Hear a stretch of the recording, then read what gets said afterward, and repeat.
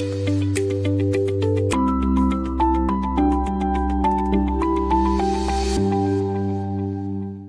and welcome to Money Control Innovation Next, presented by Google Cloud. I'm your host, Gautam Srinivasan, and our conversation today is titled Banking on Technology, Transforming NBFCs with the Cloud.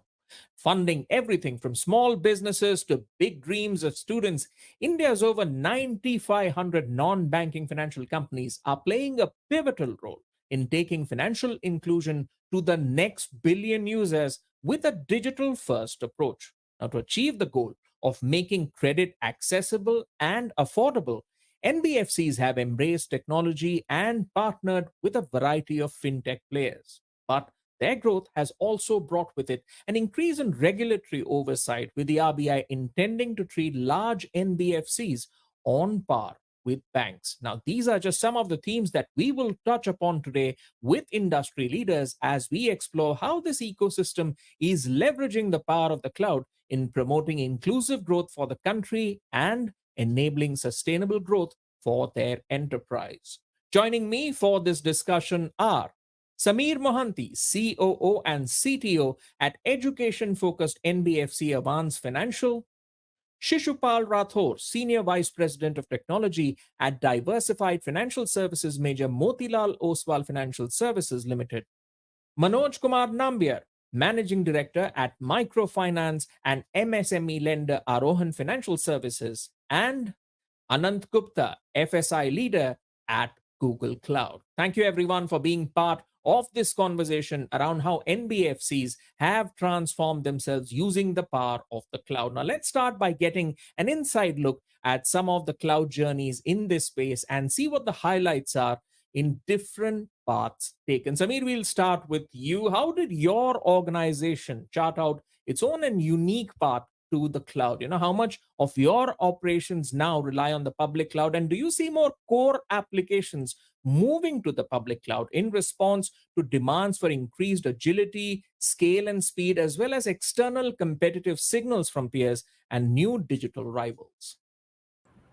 Yeah, thanks, Gautam. I think we have started our cloud journey 2 years back, and we started off with our front ending and the customer journeys being put on cloud first, and that's been a journey has been phenomenal. I mean, I can tell you, we on an average using the cloud platform, we are hitting a traffic around 30 lakh hits on our digital business and other businesses. So all of it, I would say, most part of our customer facing applications and the data warehouse, the reporting application, the analytics platforms have moved on to the cloud. The journey moving the core platforms are still on. We are in an evaluation phase. We are quite open about moving the co-lending platform also on cloud. And we are in discussions with the partner. And since it's a very, very regulatory oriented exercise, we are taking our own time, but we are definitely open about moving our co-lending platform also on cloud. So I would say virtually 50 to 60% of our front-ending applications have already moved on cloud. What remains is the core lending platform, which is our document management, and the core accounting platforms are still on our data center. So we are very much on course to move, get onto our cloud journey as far as the core lending is concerned. All right, the cloud journey of an education focused NBFC. Let's hear what a diversified financial services major has to say about their cloud journeys. And considering a lot of the core applications are now seeming to be moving to the cloud. Shishupal, I'll bring you in for your thoughts on this. Tell us about the journey at Motilal Oswal. Yeah, thank you for the question. Basically, at Motilal Oswal, we are a very traditional financial house with diversified businesses. So for us, as we started on the cloud journey some 3 years back, it was a very concerted, very thoughtful approach. We did a lot of background work before, embarking on this journey. So we did we actually spoke to a lot of industry peers. We did exhaustive POCs with very specific use cases on performance, on security. Security is very important for us, to see from compliance perspective, we will be able to comply to everything. And then basically, we engaged with almost all the public cloud providers. Interesting was that, there was initially a lot of, not resistance, I would say a lot of questions basically in the management mind as to, whether we'll be able to move to cloud, whether it will be secure, whether we'll be able to get a lot of performance, what we are expecting. And then from there were notions around, the cost as well. So all of these, were part of our evaluation parameters. And interestingly, with all the public cloud providers, all the three major public cloud providers that we went for POCs, what we really saw that the results were all, that we were expecting.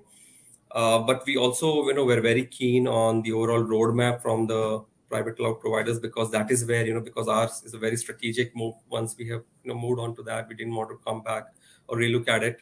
So based on the roadmap, and one important consideration for us is that we do a lot of things in-house, so the talent availability was very important for us. So we also looked at the talent availability in the industry, the overall roadmap, the cloud providers in the next 5 years or so, and the features. And based on that, we took our decision of, which private cloud provider we want to go with, whether we should go multi-cloud or we should go, first with one cloud.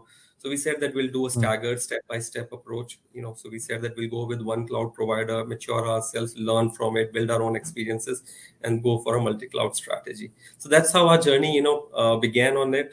As of now, if I would say in these 2 years, we are around some 10% of our operations. We are a very huge operation, so when you're talking about 10%, I'm talking about almost 85 GB of data, which I'm ingesting. So what we said is, that our first job is going to be that we're going to build an overall enterprise data platform on cloud, with all the security that we want to build in. So we are building that enterprise data platform right now on cloud. And the second thing was that we said that we'll, look for all the consuming applications, the reporting applications, all the reporting happens through cloud, all the analytics happen through cloud, and then we'll build the data science layer. So we are going, very step-by-step approach. Our target is that in another 2 to 3 years, at least 25 to 30% of our operation should be on cloud.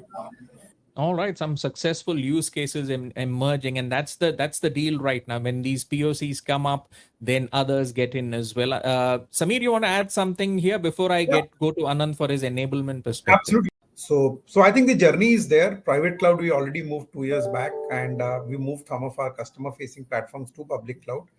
Right now, the activity is to figure out how do we manage the entire movement into the public cloud as far as the core lending platforms are concerned, as far and including the accounting platforms. So that's where we are, I think, and the journey is surely on. And I think with regulations being friendly, the day is not far off when we would be in a position to move our core lending platform there as well. All right. Anand, let me get you in. You've heard Samir and Shishupal, but also understand the core business of NBFCs and enable core migration to the cloud by collaborating and solving their business problems and challenges, which could include latency, data residency, and transactions and resilience. And as we've heard from Samir, they're looking to move their core lending platform to the public cloud. What's going to happen next, in your opinion? As I see, I think the cloud journey or the cloud has gone through 3 levels of evolution. Right, the first level essentially was just focused on infrastructure, and a large part of cloud providers kind of just focusing on getting the core infrastructure out onto public cloud.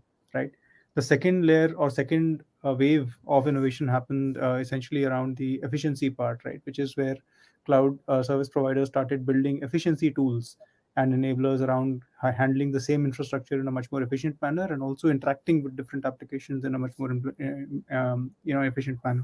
The third wave is the entire innovation wave, right? And innovation wave is where we at Google Cloud at least kind of feel that we have the best mind share around it. Because of two reasons, right? At Google, I think Google is known for its innovation and innovation culture. And second is our ability to integrate that with an enterprise cloud offering, right?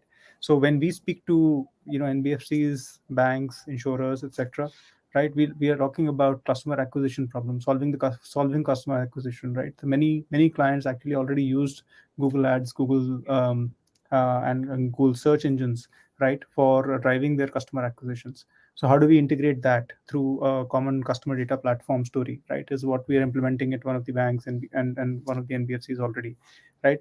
We talk about data and analytics. Google is known for its handling large amounts of quantum of data. We have 9 products with more than 1 billion users each, right?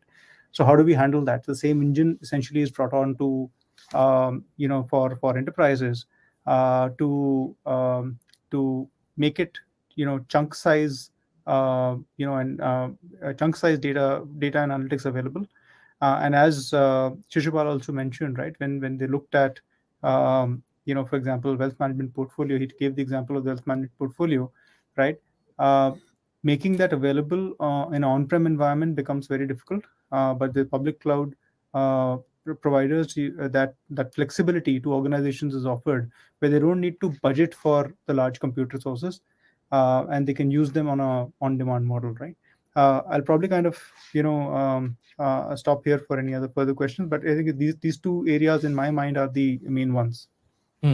Shishupal, you've heard the enablement perspective. What would you have to add here, considering, as you mentioned, it's a slow and steady journey for you?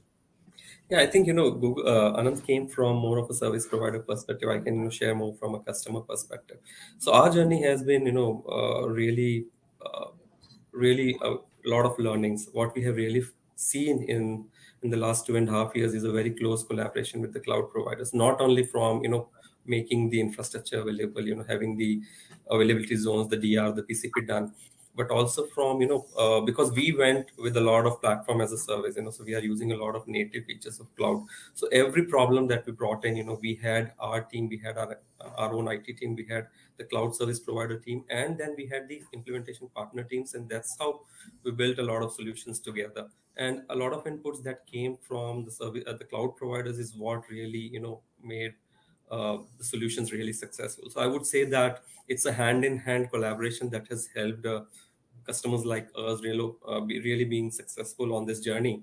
And what I would really say is that we also learned one thing, that we should not consider cloud just as an IT strategy, but it should be part of the overall business strategy, because that's how we could help business address more of a latency, performance, cost, and then the long-term sustainability perspective. So I think that's one learning that we have had, and the providers have been very helpful in imparting all the knowledge and experience that they could from their side.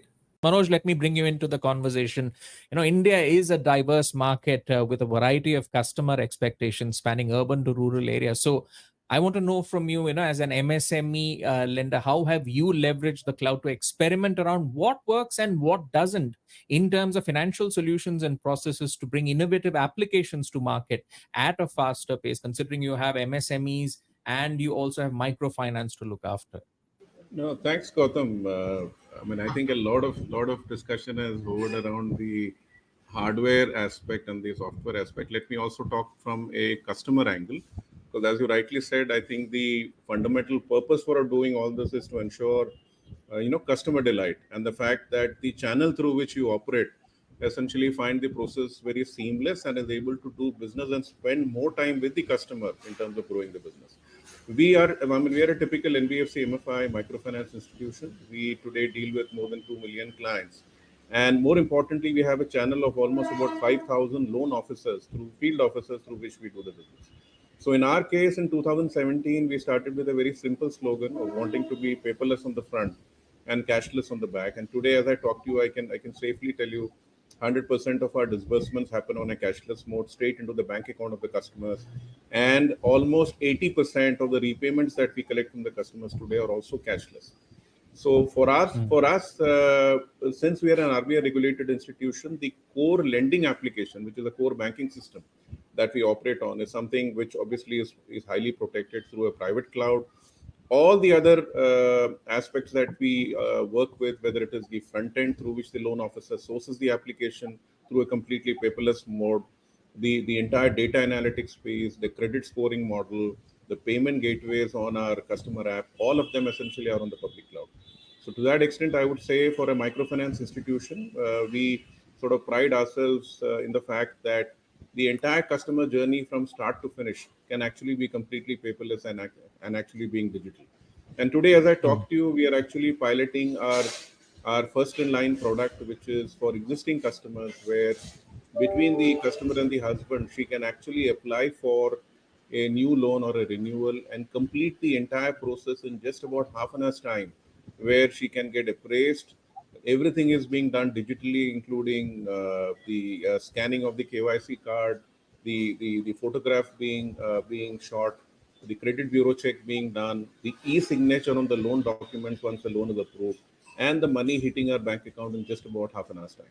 So that's the kind of progress that we made, because when you're dealing with millions of customers, it is only obvious that you have to be IT enabled.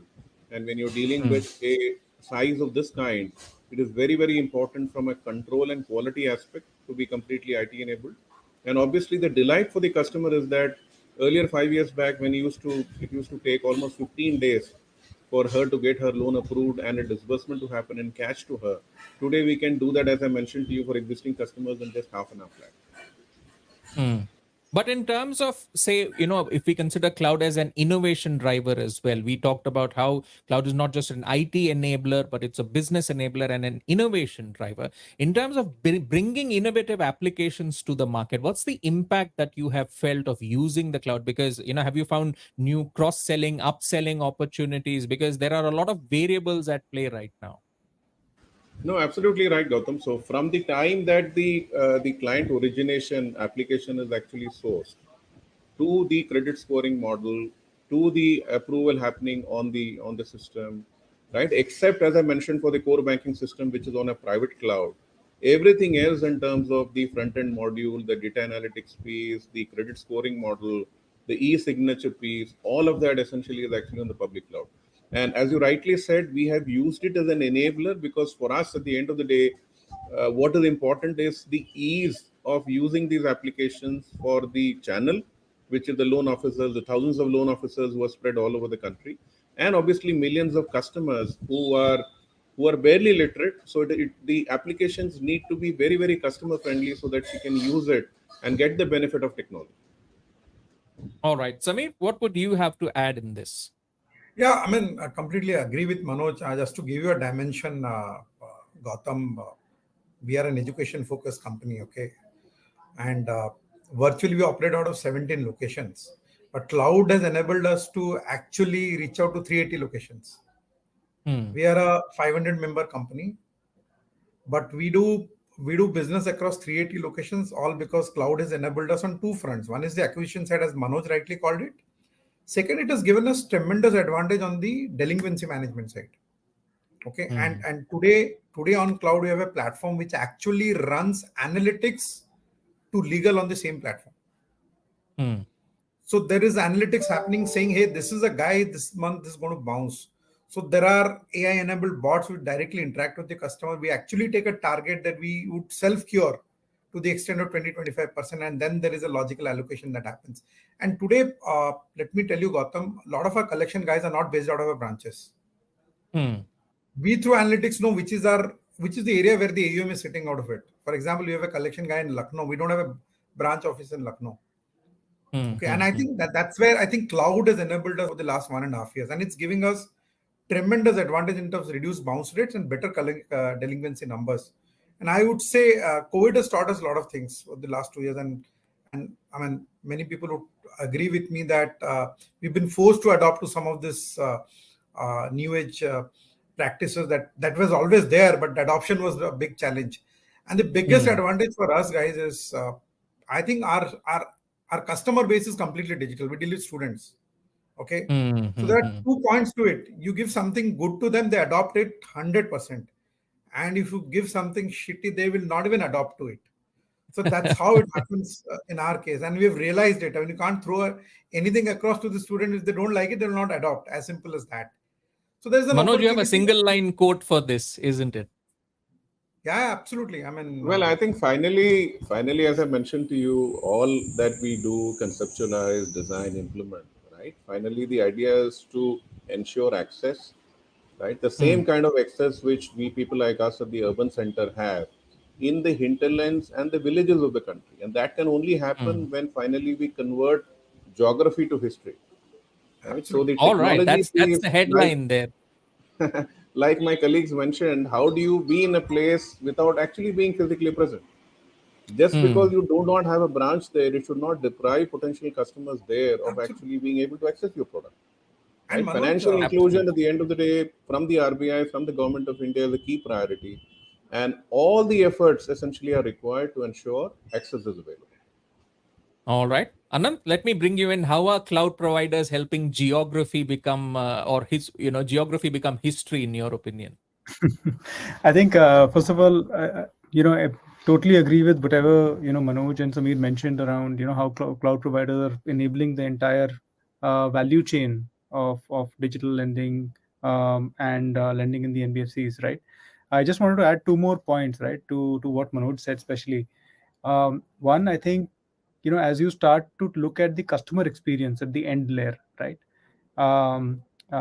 Being, especially in the microfinance segment, and Manoj will agree, a large portion of microfinance segment is still very, very human touch led, right? And as you have to enable group lending, as to enable group motions around it to make sure that the group liability essentially is kind of managed. You need to have regular touch, and both on the dispersal side as well as on the collection side, right?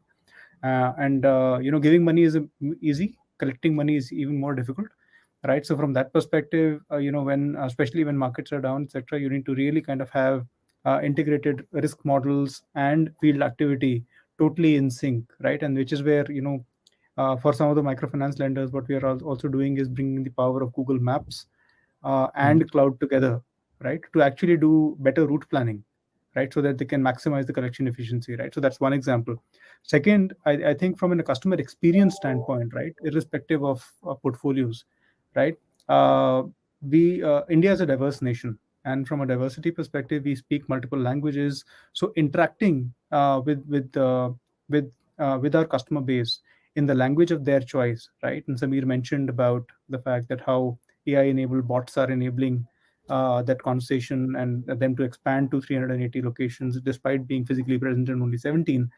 But we are also working with a large amount of clients in terms of just getting human-like interactions in different languages, vernacular languages enabled, right? So that's the other thing that is also redefining customer experience from a cloud provider standpoint. Absolutely. And since we are speaking on customer experience, Shishupal, let me bring you in. How do you see the cloud enhancing the way you deliver the right kind of experience to your customers? Financial services have become a very data-rich space. So I want to know from you, how do you convert this data to sort of drive hyper-personalization of customer experience while expanding your customer base? Yeah, I think that's a very interesting question. Uh, Basically, because that also, is a very blurry line between, having privacy, and at the same point in time, giving the right type of service or the solutions or the products offerings to the customer. So basically, I would say in two steps. Basically, one is the first is the availability. So what we have really done is that with the data platform, we have tried to make the data available to our data science, data analytics teams. On top of that, there is a lot of user behavior data that we also have with us, with the consent of the customers. What we have really tried to build is models that caters not only from a cross sell upsell perspective, but also from right from the acquisition of customers. What type of customers we should really target from an acquisition perspective during that acquisition journey. What type of things we should really put in front of the customers from a data perspective, so that they can put in that information.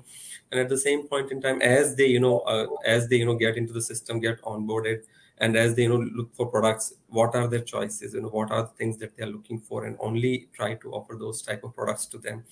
At the same point in time, also take care of the risk.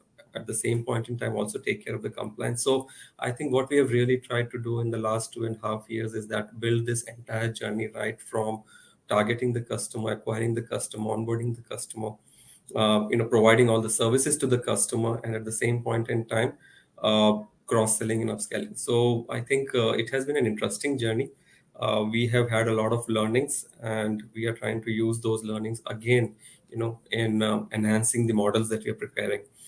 The good part is that a lot of data now is available on single platform, and with the computing power that we have, the data science team is also very excited, because now they can create the models that could help customers in their seamless journeys across different products. So that's how All I would right. put it. Yeah. Samir, let me bring you in. From an education loans perspective, it's a long-term engagement, right? It's not a switch on, switch off kind of an engagement. So, what's your view on how the cloud has changed CX for the better for you?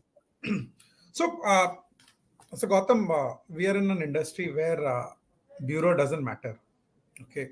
Because our real aim is to fund the good students who actually want to pursue their higher education. So bureau is something which is just a tick the box for us, because ultimately the underwriting is done on the student who are fairly, they don't have any footprint on the bureau. So our real game is on alternate data analytics and how do we leverage it for better customer experience. So the way we look at this is, if a student is coming into a system, by having couple of the data points on who the student is, can I offer him a recommendation? Which university, which country, and what kind of course he should pursue? And that's the game that we have. And then we bring in the layer of the parent stability, parents income. Parent income doesn't matter to us as far as the student is good. Actually, our real underwriting is on the student. That's where I think the power of alternate data coupled with cloud really makes the cut, because bureau is something we don't rely on when we underwrite a student, because they don't have a footprint. It's invariably 0 or -1, and that is where I think cloud plays a real time role in customer experience. We are able to clone a customer. That this is the customer who can be offered X amount of loan for this repayment term. And these are the course streams that he can pursue. We even recommend the course stream and the university based on it. And he also applies. So a lot of students come to us without even having a confirmed admit. Okay. They just want to know where can they go. And that's the level of engagement we want to take it to. That's when we onboard a customer. But we are using extensively bot to engage with the customer when they are studying, Gautam. So the bot, to understand your customers better. Absolutely, absolutely. How's the study going? How's the progress? So some of this, and what is their ultimate employment? But our real money is going to come back when the guy gets employed. So till the time he passes on, gets into employment, the bot is constantly in touch with the customer. It's a very non-intrusive mode of shift in that space itself, right? You would not expect an education provider to actually have that kind of accountability or sort of tracking behavior and engagement behavior with their customers into making sure that your money is only going to come back when they have a job, right? Yeah.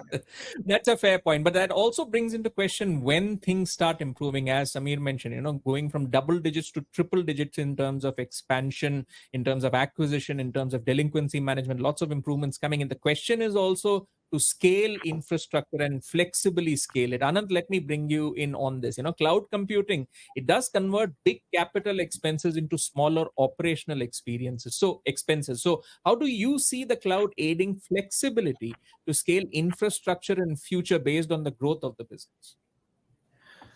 So, Gautam, I think the one big value proposition of cloud, right, apart from just conversion of capital expenditure into operational expenditure, is the ability to scale and descale at demand, right? Many times when we say, I think, yes, everybody is growth oriented, but many times we fear to kind of use the word descale, right?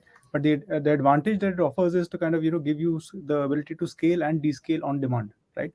So cloud can give resources on demand at scale, right? Just a simple example, if I look at a data platform like a BigQuery, right?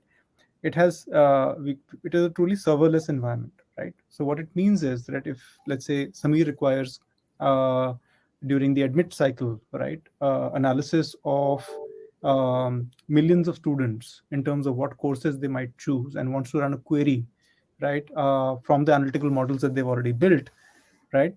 The compute resources for that potentially will be required only for a particular period of time, right? He should not be paying for those compute resources across the month from a provisioning of the capacity perspective, right? So so the serverless technology, right, then enables that, right? And this is just one example, right? So all these can be provided as a part of a common commercial contract, allowing the provisioning of scale and sale on demand, right? So that's what I think is the true value from a cloud perspective. So sale on demand, right, is what it offers. All right. Let's bring in another aspect of this whole discussion, which is that, you now have a framework. The RBI's account aggregator framework has come in, and that aims to smoothen financial paperwork and is seen as a sort of a game changer in achieving a truly connected financial ecosystem. Samir, let me bring you in. What do you read of its impacts, considering now you have a central place where you can access data of the customer, and the customer doesn't need to keep going to each financial institution and keep doing KYC and other things? Your reading of its impact, and maybe Manoj, we could get your thoughts in on this as well after Samir. So Gautam, I think that account aggregator concept is quite revolutionary in my mind. Even though for the industry that we are in, we see definitely benefits, not great benefit, but from a segment like SME and all, it can add a lot of value. We have also started using the account aggregator platform just to see how we can leverage it better. Of course, in our business, when we find students' employability under question, the next fall in the call to action is with the parents, and that's where I think the account aggregator piece we are trying to leverage, so that we have data with us in terms of what kind of asset backing or net worth the student's parent might have, and whether our call to action will really fructify with the student's employment doesn't happen. Yes, account aggregator is going to be largely, highly impacting for us. As and when more banks get into that framework, it's going to be definitely revolutionary. Certainly for the SME sector. SME sector is definitely going to be really, really revolutionary. That's what I feel. But we are also All trying right. to leverage the best of it as far as the education industry is concerned, education lending is concerned. Manoj, Samir feel it's going to be revolutionary for the MSME sector. So considering you cater to that sector in terms of loans, what's your reading of its impact of this account aggregator framework? No, I think the intent and the power, when it is fully implemented, obviously can be dramatic, right? As you rightly said, everybody applying to different people, submitting the same KYC document, submitting, the sort of credit bureau data which is available, the banking data, right? All of this essentially is routine, mundane, and what is really value adding is the fact that you're taking a credit decision on how much you can lend to a customer, and the fact that the customer would value the credit record, because that would have an impact on his or her or the entity being able to get credit later. Today, a lot of the inefficiency in lending, including the higher pricing in some customer segments, is primarily because the lenders are actually pricing for that additional risk. When we bring in the seriousness, when people know that everything is getting tracked at an appropriate level, and that will play an important role in terms of anything further that they need to get in terms of credit, the seriousness will actually be there. And as my colleagues have said, I think for the MSME sector it is even more, because it is traditionally seen as a high risk lending because of data not being available, because of the fact that financials may not be fully sort of trustworthy. Today, with the banking details, with a lot of the other data analytics which people spoke about, you can, with a fair bit of accuracy, identify the profile, decide what kind of exposure you would want to take, and the entire process can be even more seamless. I think the fundamental thing, Gautam, here is that whether you're talking about a microfinance customer or an MSME customer, right? In the olden times, we believed that they like to come to a bank or a finance company, spend time there, right? The whole interaction was far more social earlier than what it is today. Today people don't have the time. Today people want to focus on their core business. So how do you enable them in a seamless fashion to be able to get credit where it is due, to the quantum where it is required, and make it a seamless exercise? If I can sit at home with my credibility, with my KYC being available in one place, with my bank details being available in the same place, with my sort of other banking details or whatever is required from my identity perspective, including my mobile number. And that is why JAM, as a trinity that we speak about, and the fact that Aadhaar, but for the privacy issues which we need to sort of work around with, how we can use that in order to make credit seamlessly available both for the microfinance institution and the MSME entities, is really the sort of benefit with the account aggregator. Again, I'm saying when it is fully in place, because I think But it is when it is an fully initial in start. place, if I had to take this question forward, Manoj, if say it's fully the account aggregator framework is fully in place, you mentioned Jandan Yojana, Aadhaar, and the JAM framework, the India stack basically, which is revolutionizing access to finance for millions of citizens, and it has enabled an open ecosystem for payments, lending, and data. So while the account aggregator framework, it's still early days, the India stack has progressed quite well. So I want to know from you, what are the use cases on leveraging that India stack that you are most excited about in the short term and the long term, considering now that the stack itself is becoming famous, where other countries also are evincing interest in the model? So what are the use cases that excite you? No, one use case, like somebody mentioned earlier, is the fact that the payments, right, can be completely digital. Today, one of the key focus areas for us as an industry is that rather than handling 1,500, 2,000 rupees of monthly payments, How do you convert that into a cashless mode, which is easy for the customer and safe for the lender?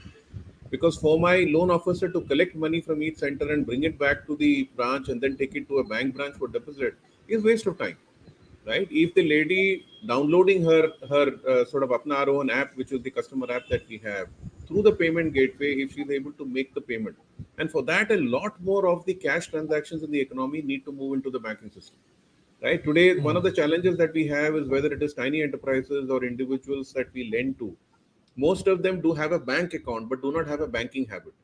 So they do not go, their transactions on business are not actually happening through the bank. So it is an additional chore that they have to go through to deposit money in the bank before the due date comes, so that either the NACH which has been set up or the payment gateway through which they have to pay, there is enough money in the bank for doing that transaction. So I would say one of the use cases certainly that seamless disbursements where we are 100% cashless today, and also seamless repayments where then you take the routine and the mundane chore away from the collecting money and then bringing it back to the branch and depositing in the bank. I think the other use cases in terms of the credit scoring that most of us have got into, we heard about the customer profiling, understanding who's the profile of the customer on the other side, and then deciding the quantum of credit.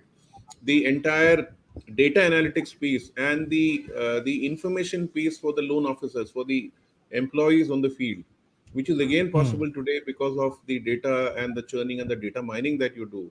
Who are my good customers, right? Who do I need to ensure that form the foundation on which I build?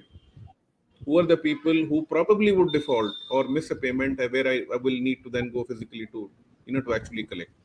So I think from the field force, from the customer, and obviously for the lender, from a quality and control perspective, there are many use cases, including cross sell. I think that you mentioned, right? Today we do a fair bit of cross sell to our existing customers because we get a chance to meet them face to face for at least an hour every month.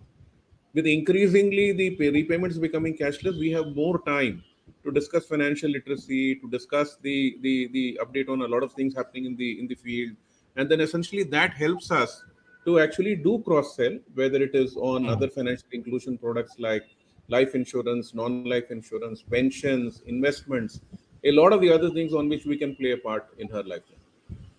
All right. But there's always a competition for organizational bandwidth where the cloud leaves you free to deal with your customers in a more richer manner. Or as an NBFC, you also have to look at the regulatory and compliance burden coming in. But no worries, the cloud is also there to solve that problem. So let's understand from Samir, how has the cloud enabled you to ease your regulatory and compliance burden? Now that, say, RBI's new scale-based regulations, they have brought in large NBFCs almost on par with banks when it comes to addressing their credit risk concentration. Yeah, so I think Gautam, the best thing that cloud has enabled us is to move our entire customer information onto one single uh, database. So you have the customer's payment behavior, the acquisition behavior, everything brought into one layer, which we call it as a customer single view of the customer, right? And to give you an example, when RBI came up with their guideline on November 12th, saying that you have to do daily DPD reporting and NPA flagging of customers, believe it or not, next day morning we were ready implementing it. And we had implemented it by 12th was a Friday, by 15th morning, which was a Monday, we had implemented it. All because cloud had enabled us to have one single information at one piece of setup. And then we could do borrower-wise exposure flagging. We could know day end because our balances were syncing up with the LMS platform once every 2 to 3 hours. We could implement the RBI regulations within a span of 2 to 3 days. And as we speak, even the core lending is not geared up to meet the requirement that RBI has come up. The entire requirement on NPA reporting is being handled through the enterprise warehouse, which is hosted on cloud right now. So, and that's how this is the power of cloud, wherein we could implement something which is as critical as NPA reporting from an RBI standpoint, moving into a daily reporting kind of thing. We could do it in a 2 to 3 days time span. And Gautam, that is the power of cloud. I would really say that. Our core lending platform is struggling to bring it up. That's one use case, NPA reporting immediately in response to those guidelines. So let me bring in Anand to kind of broadly understand the scope and the power and the agility when it comes to complying with legal and regulatory requirements. Because Anand, that's a never-ending effort for NBFC. So How does Google Cloud enable NBFCs to keep up the pace and reduce their compliance burden? So, Gautam, I think this is it's a true partnership model, right? I think as Samir was also mentioning that it's a true partnership model with that cloud providers as well as NBFCs will have to do with the regulators, and regulators have concerns, right? So I'll address the two concerns, right? One is in terms of the use case that Samir already mentioned, but at the same time, the addressing the basic concerns around security, enterprise trust, etc., is an ongoing area of scrutiny by the regulator as well. And obviously the first one to be posed the questions are the NBFCs, right? So at Google Cloud, for example, we have a dedicated team of experts, right, across enterprise trust and compliance, who engage with not only our customers but also with the regulators, right, to make sure that we build in a credible feedback loop, right, to preempt the changes and be ready to align our offerings with the changing regulatory guidances and compliances, right? So that's the first aspect that we did, right? Second is in terms of just making sure that uh, you know uh, data privacy and compliance remains top of everybody's mind, right? So we build in the kind of security and compliance frameworks we build in obviously at not only at the infrastructure layer, but also at the network layer, the application layer, and then the end user device layer, right? So the typical example I always say is that you might have seen multiple other hacking and phishing attacks. I don't think the Gmail has ever been hacked or phished, right?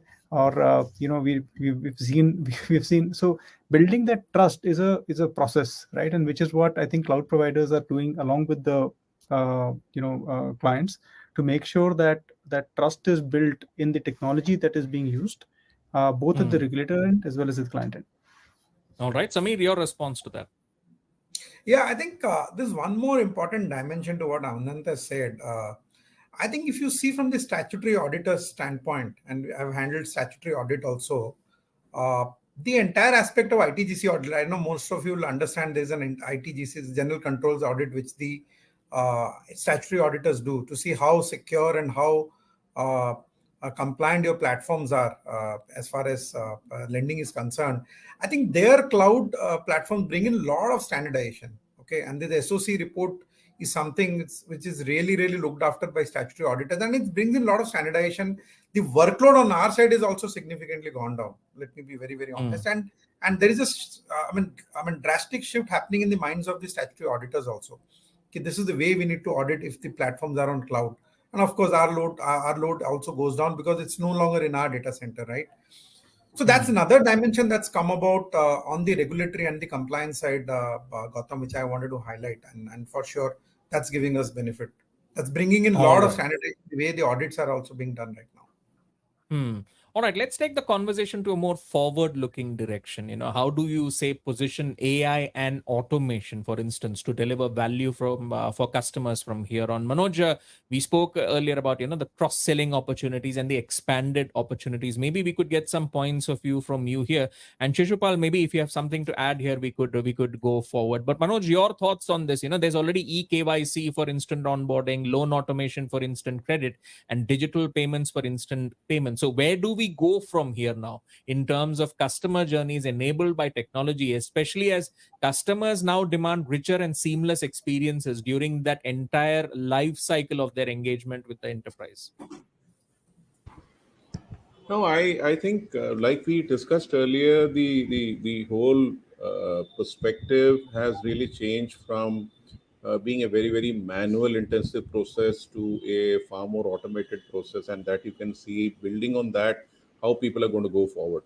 Like I mentioned to you, we are actually piloting our first loan with for existing customers, which can actually be done without she leaving the safety of our house, completely digital, in the safety of her house with her husband, with a photograph being taken, the KYC being checked, the credit bureau record being checked, credit scoring being done, the loan approval happening online after the KYC and the credit bureau check. And once the loan is approved, she decides the tenure and the amount which has been approved, and can even do the e-signature on the loan agreement online. And through a penny drop test, we check the bank account number and can credit her bank account in just about half an hour's time. So that is the level to which a microfinance operation, which at one point of time used to take anywhere from 3 to 4 weeks, manual application filling, residence verification, financial literacy sessions, planning your approval, planning your disbursement, and all that would essentially happen. Today, I think from a regulatory perspective, a lot of my colleagues spoke about how it is helping us be far more compliant and be far more comfortable with the kind of expectations that the regulator has on ensuring that data privacy, security check, disaster, so I'm sort of recovery. God forbid if there is an sort of IT attack, all of that essentially how are you geared up to actually take. But from the customer perspective, like I mentioned, one is the seamless experience of a very non-invasive process by which she is getting evaluated and the loan is getting approved and the money is getting credited to her account. And parallelly, for the customer delight, whether it is the customer service, whether it is pressing a button and ensuring that somebody from the call center would call you and find out what is the issue that that we can actually help her with, a loan renewal, which again she can raise a sort of customer request on, and the upselling opportunities. So the moment you have a customer, right, especially for a lending company like us, it is important that we have a building block model, right? You pick up with great difficulty, fighting against competition, you're picking up good customers, and the last thing that you want is actually to lose them. So your core constituency of that, at least that 30, 40, 50%, if that is strengthened and you pampered them so much that they wouldn't even think about leaving you, because apart from the credit sort of giving process where let's say she's happy, including the repayment process and the interest and the terms and conditions which are there, how do you play a part in the all the other financial inclusion sort of requirements that she has? Banking services by being a BC, helping her open a bank account, investment services so that she doesn't put her money into a place where she might lose that entire principal, insurance, both life and non-life, pensions to ensure that she's protecting herself for and her family for the for old age. There's a lot that you can do where, with additional hooks that you're able to build with the customer, your customer loyalty, customer retention percentages obviously will go higher up. So if you're able to retain 90-95% plus of your customers in terms of the next cycle that she actually moves into, then suddenly your growth trajectory becomes that much more sharper because you've got a foundation and then you're building on that. Absolutely. And then you don't have to make efforts again for, attracting customers, which will be anyhow happening. But the fact that your existing customers are happy, that's going to drive acquisition as well. Shishupal, let me bring you in on this point. Considering the basics are these days taken care of from an AI and automation perspective when it comes to value for customers. But what's next in your opinion? I think everything that Mr. Nambiar and Mr. Mohanty mentioned, makes a lot of sense. The only thing that I would like to add is the conversations that we have, digitally with the customers now. So initially, there used to be a lot of human interaction that used to be involved in the overall process, the journeys. Then we brought in the chatbot with very process-driven, specific interactions. Now AI has enabled us to make the conversations very human-like, very contextual and very personalized. So that's the first step that I see, in this overall journey, where we have seen an evolution. The second is basically, so we are leveraging AI from three different aspects. One is the chatbot conversation that we have with the customer. The other is the email bots, basically where the email responses that goes from our side to the customer are also very contextual, very personalized. And then the third one is the voice bot. In the voice bot, also one more thing that has come up is you can interact with the customer, very contextual, very personalized in their own language. So that's where I see the real power of AI coming in, that it is contextual, it is personalized, and it is in the language that the customer wants to speak. So that is how we have been able to, where I see most of us have been able to build this overall conversation interaction with our customer, very human like, but still make it very efficient and effective. All right, AI automation and the cloud enabling enterprises to not just walk the walk, but walk the talk as well when it comes to customers. Let's get in an enablement perspective here before we go into summary statements. Anand, how can financial institutions, in your opinion, save costs while expanding their services to customers? Financial institutions currently, they use predictive analytics to identify fraud, measure credit risk, detect anti-money laundering patterns. So what are the new cost optimization use cases emerging for AI in this space? What's your thoughts on this? Well, I have an august audience of business leaders, so I'll probably kind of take 2 or 3 business ideas which we are working with our clients on. Right. So first is around customer acquisition. A large part of digital customer acquisition revolves around dealing with the unknown clients, right? So we don't know, they're not even prospects right now. We have not identified them, right?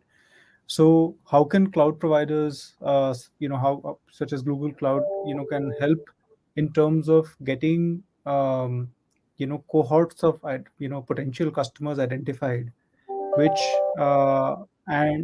through a behavioral pattern analysis and marrying them with your current clientele can potentially lead you to building a much more healthier pipeline of potential prospects to go after, is the first area, I think, where you can actually kind of where we are helping clients actually bring down the cost of acquisition of new clienteles, right? The next step of acquisition actually is the areas that you mentioned, Gautam, which is more in terms of how can cloud providers enable better credit modeling uh, through not only marrying third-party data and your internal data, but at the same time also marrying certain behavioral data, right? Which is in terms of what's the online behavior of a particular client on search. What is the kind of videos that the person is watching? What is the kind of consumption that they are doing on various e-commerce sites, etc. Right? And that data can actually give you very, very rich insights in terms of what's the personality of the end individual, and what kind of needs there might be. If a person has brought in a TV, they might kind of require a loan, for example, right? So how do you kind of bring behavioral data into that to better assess and the credit worthiness of the person as well? And third is around operational effectiveness, right? So which is I think Shishupal also mentioned and Samir also mentioned, a large part of that is already kind of being done as well, in terms of making sure that processes are getting automated. One, second is also the while a large part of our onboarding is currently being done digitally, paper has not gone away fully, right? So how do you kind of successfully translate, do the optical character recognition and derive meaningful insights from documents and conversations to process it in a much more seamless manner, is the third area I'll probably kind of say. All right, a host of possibilities coming about. It's been a wide ranging conversation. So let's cap it off with some summary statements from all of our guests. And the question that I want them to answer is, how can technology leaders in NBFCs best plan for future trends in cloud architecture and operating models? A quick answer from each of you, just summarizing your thoughts. Samir, we'll start with you. Yeah, I think I would say keep the customer in mind first and plan out all your cloud strategy. That's the way to go, as far as I am concerned, and that's the approach we are taking in the organization. How can it benefit the customer? So customer first is the thing that we are looking at right now. All right. Always keep your eyes on the prize, as they say, and the customer. Focus on the customer, and you will grow. Shishupal, your summary statement on how can technology leaders better plan for future trends in cloud architecture? Your thoughts on this? Yeah, so I would only add, to what Samir mentioned, is that from a technology perspective, we also have to understand that, as I mentioned earlier as well, that cloud is more of a business strategy, although it is a technology strategy. So we always have to look for the use cases and then think of solutions, rather than taking solutions and then thinking of use cases. So I think it has to be, a customer, business, and then the technology, and that's how we have to collaborate together and come up with new journeys, new solutions. All right. Always look at technology in the context of the customer use case, rather than falling in love with technology and using it because your peers are. That's a great point stated by Shishupal. Manoj, let me come to you for your summary thoughts on this. Well, Gautam, all I can say is I think we are in a very exciting time today, especially for our industry, with the 285,000 crore portfolio that we talk about in the microfinance space, which serves about 60 million customers. We believe that the market is hardly one third penetrated. And in a country with 1.4 billion population, where various reports talk about 30, 35, 40% being the customer segment which deserves that kind of credit, and the COVID pandemic that we are just about exiting, with the number of people who got pushed back into poverty, I think it is a national priority. Using technology, bringing down costs, making accessibility to the customer at the and on the ground, making the whole process very seamless for the channel, which is essentially interacting with the customer, while using data analytics to improve the quality of your decision making, ensuring lesser delinquency so that your credit costs are lower. All this will basically help ensure that a much larger base of customers from the current 60 million actually get covered, and we truly do justice to the sort of goal of financial inclusion that the government of India and the RBI has. We are looking at the sector at least tripling in the next 3 to 5 years. All right, a very optimistic viewpoint coming in from Manoj, a sector tripling. That's music to the ears of any investors when they hear it. Meanwhile, let me come to you, Anand, for the last word. Your thoughts on how technology leaders in that NBFC space can better plan for future trends in cloud architecture and operating models. Your final thoughts. So, Gautam, in my mind, I think there are three areas that technology leaders should look out for, right, from a cloud perspective. One, as Samir and Shishupal also said, around customer focus. So, hyper personalization, right, and creating that segment of one, right. It's been a dream, it's been a pipe dream for many, but at the same time, I think that now that is possible with cloud, with integrating multiple data layers, etc. So hyper personalization is the first trend that we should definitely kind of look out for. Second, I think while a lot has happened from a infrastructure on cloud perspective, I think the technology leaders should also start to look at core applications on cloud, and I think that journey probably will accelerate over the next 3 to 5 years. And third, I think, is driving the innovation agenda on cloud, right? So most of the leaders have already kind of put in robust cloud ops, created center of excellences, etc. But expand that horizon to look at a co-innovate agenda as well. All right. Lots of points to ponder over. Driving that innovation agenda, of course, is going to be key, along with hyper personalization of the customer experience. At the end of the day, it's all about the context of the value that you provide to your customer. And of course, in service of that goal, you have the power of the cloud at your disposal.